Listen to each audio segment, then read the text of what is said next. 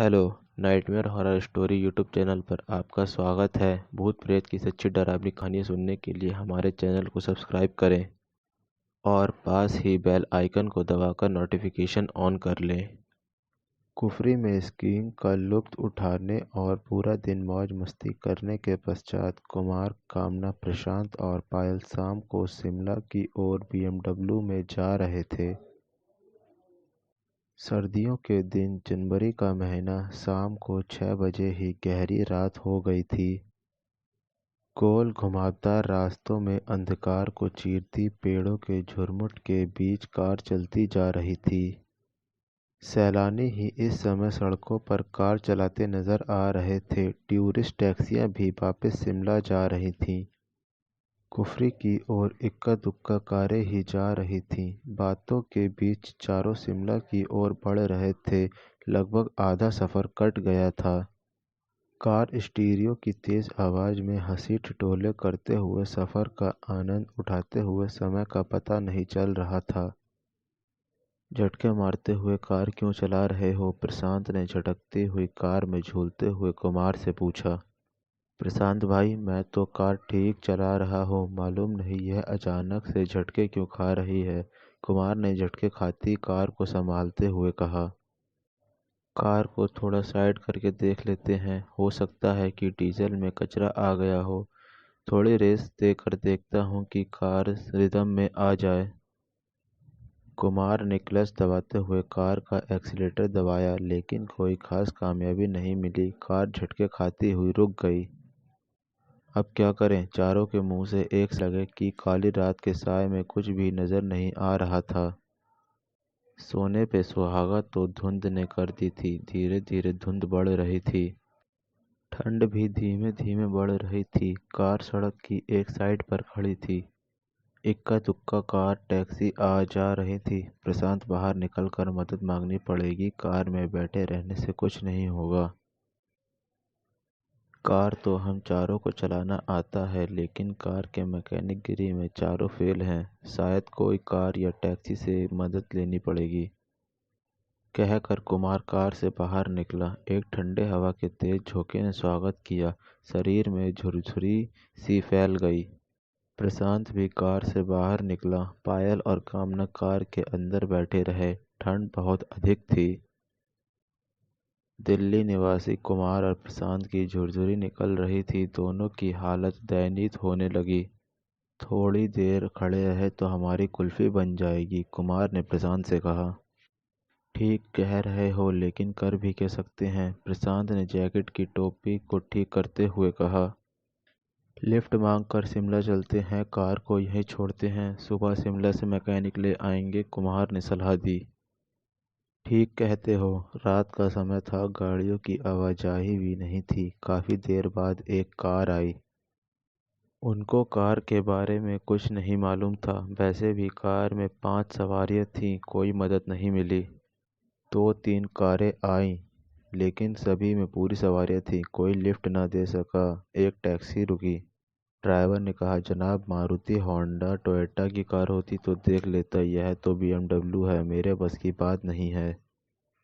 एक काम कर सकते हो, टैक्सी में एक सीट खाली है। पति पत्नी कुल्फी से लौट कर शिमला जा रहे थे। उनसे पूछो तो एक बैठ कर शिमला तक पहुंच जाओगे। वहां से मैकेनिक लेकर ठीक करवा सकते हो। टैक्सी में बैठे पति पत्नी ने इजाज़त दे दी। कुमार टैक्सी में बैठकर शिमला की ओर रवाना हुआ। प्रशांत कार में बैठ गया। प्रशांत, पायल, कामना बातें करते हुए समय व्यतीत कर रहे थे। धुंध बढ़ती जा रही थी। थोड़ी देर बाद प्रशांत पेशाब करने के लिए कार से उतरा। कामना और पायल कार में बैठे बोर हो रही थी। मौसम का लुत्फ उठाने के लिए दोनों कार से बाहर उतरी। कपकपाने वाली ठंड थी। कार में बैठो, बहुत ठंड है, कुल्फी जम जाएगी, प्रशांत ने दोनों से कहा। बस 2 मिनट मौसम का लुत्फ लेने दो, फिर कार में बैठते हैं, पायल और कामना ने प्रशांत से कहा। भूतिया माहौल है, कार में बैठते हैं, प्रशांत ने कहा। प्रशांत की बात सुनकर पायल खिलखिलाकर हंस दी। भूतिया माहौल नहीं, मुझे तो फिल्मी माहौल लग रहा है। किसी भी फिल्मी शूटिंग के लिए परफेक्ट लोकेशन है। काली अंधेरी रात, धुंध के साथ सुनसान पहाड़ी सड़क, हीरो हीरोइन का रोमांटिक मूड सेंसुअस सॉन्ग कौन सा गीत याद आ रहा है? तुम दोनों गाओ मेरा रोमांटिक पार्टनर तो मैकेनिक लेने गया है, कामना ने ठंडी आह भरकर कहा। तीनों हंस पड़े। तीनों अपनी बातों में मस्त थे। उनको मालूम ही नहीं पड़ा कि कोई उनके पास आया है। एक शख्स जिसने केवल टी शर्ट पैंट पहनी हुई थी प्रशांत के पास आकर बोला, आपके पास माचिस है क्या? इतना सुनकर तीनों चौंक गए। जहां तीनों ठंड में कांप रहे थे वहीं वह शख्स केवल टी शर्ट और पैंट पहने खड़ा था। कोई ठंड ही नहीं लग रही थी उसे। प्रशांत ने उसे ऊपर से नीचे तक गौर से देखकर कहा, आपको ठंड नहीं लग रही क्या? उसने प्रशांत के इस प्रश्न का कोई उत्तर नहीं दिया बल्कि बात करने लगा। आप भूतिया माहौल की अभी बातें कर रहे थे।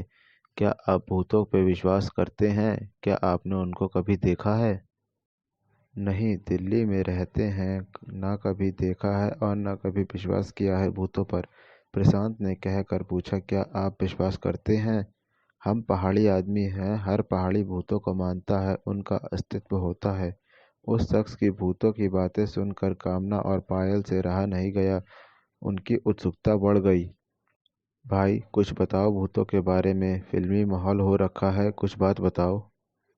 शख्स ने कहा, देखिए हम तो मानते हैं आप जैसा कह रहे हैं कि शहरों में भूत नज़र नहीं आते। हो सकता है नज़र नहीं आते होंगे, मगर पहाड़ों में तो हम अक्सर भूत देखते रहते हैं। कहाँ से आते हैं भूत और कैसे होते हैं, कैसे नज़र आते हैं? प्रशांत ने पूछा। उस शख्स के हाथ में सिगरेट थी। वह सिगरेट को हाथों में घुमाते हुए बोला, भूत हमारे आपके जैसे ही होते हैं, बेरोशनी में नज़र नहीं आते। होते कौन है भूत और कैसे बनते हैं? पायल ने पूछा। यहाँ पहाड़ों के लोगों का मानना है कि जो व्यक्ति किसी दुर्घटना में मौत के शिकार होते हैं या फिर जिनका कत्ल कर दिया जाता है वे भूत बनते हैं। उस शख्स ने कहा। क्या वे किसी को नुकसान पहुंचाते हैं, मारपीट करते हैं? प्रशांत ने पूछा। अच्छे भूत किसी को नुकसान नहीं पहुंचाते। अच्छा मैं चलता हूँ, सिगरेट मेरे पास है, आपके पास माचिस है तो दीजिए, सिगरेट सुलगा लेता हूँ। उस शख्स ने कहा। प्रशांत ने लाइटर निकाल कर जलाया। उस शख्स ने सिगरेट सुलगाई। लाइटर की रोशनी में सिर्फ सिगरेट नजर आई। वह शख्स गायब हो गया। लाइटर बंद होते ही वह शख्स नजर आया। तीनों के मुंह से एक साथ निकला, भूत। तीनों, प्रशांत, पायल और कामना का शरीर अकड़ गया और बेसुध होकर एक दूसरे पर गिर पड़े।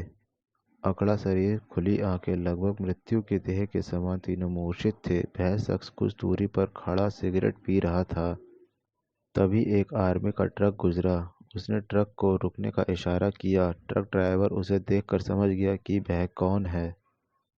ट्रक से आर्मी के जवान उतरे और तीनों को ट्रक पर डालकर शिमला के अस्पताल में भर्ती कराया। कुछ देर बाद कुमार कार मैकेनिक को साथ लेकर एक टैक्सी में आया। अकेली कार को देखकर परेशान हो गया कि तीनों कहाँ गए। वह शख्स जो कुछ दूरी पर था कुमार को बताया कि ठंड में तीनों की तबीयत खराब हो गई, आर्मी के जवान उन्हें अस्पताल ले गए हैं। कहकर वह शख्स विपरीत दिशा की ओर चल दिया। मैकेनिक ने कार ठीक की और कुछ देर बाद शिमला की ओर रवाना हुए। कुमार सीधा अस्पताल गया। डॉक्टर से बात की। डॉक्टर ने कहा तीनों को सदमा लगा है, वैसे घबराने की कोई आवश्यकता नहीं है, लेकिन सदमे से उभरने में समय लगेगा। कुमार को कुछ समझ नहीं आया कि उन्होंने क्या देखा कि इतने सदमे में आ गए। अगली सुबह आर्मी ऑफिसर अस्पताल में तीनों को देखने आया। कुमार से कहा, आई एम कर्नल अरोड़ा, मेरी यूनिट ने इन तीनों को अस्पताल में एडमिट कराया था। कुमार ने पूछा, मुझे कुछ समझ नहीं आ रहा है कि अचानक से क्या हो गया। कर्नल अरोड़ा ने कुमार को रात की बात विस्तार से बताई कि वह शख्स भूत था जिसे देखकर तीनों सदमे में चले गए और बेसुध हो गए। वह एक अच्छा भूत था। अच्छे भूत किसी का नुकसान नहीं करते। उसने तीनों की मदद की, हमारे ट्रक को रोका और कुमार के वापस आने तक भी वहीं रुका।